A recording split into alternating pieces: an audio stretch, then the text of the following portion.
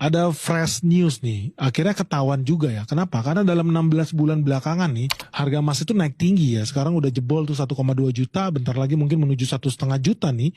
Dan apa ya penyebabnya? Ternyata dalam 16 bulan terakhir ini ada negara nih yang bermain nih di bursa emas dunia. Negaranya adalah negara terbesar di Asia yang namanya negara Cina. Jadi kenapa bisa naik terus? Ternyata negara Cina diam-diam itu sudah memborong emas itu lebih dari 300 ton guys. Jadi teman-teman bisa bayangin nih, kompetitor kita nih kalau belanja emas ke warung, ke pasar, beli emas, kompetitor kita kenapa harga naik terus?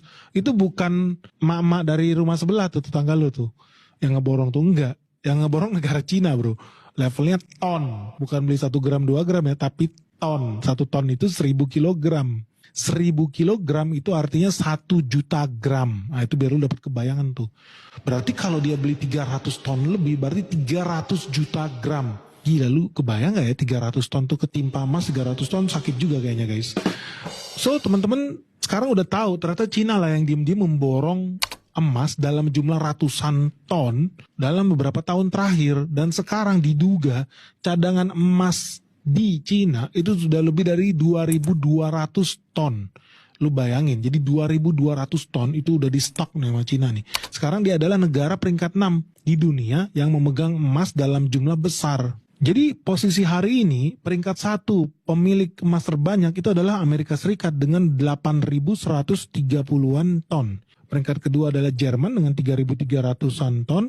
Lalu kemudian adalah Italia dengan 2.400 ton. Diikuti Prancis 2.400-an ton juga. Rusia 2.300 ton dan China 2.200 ton.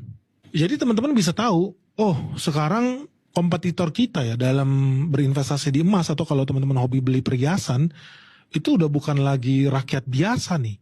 Tapi lawan lu sekarang adalah level negara nih yang menentukan harga market dunia sekarang terkait emas itu, dan gue yakin akan makin naik terus.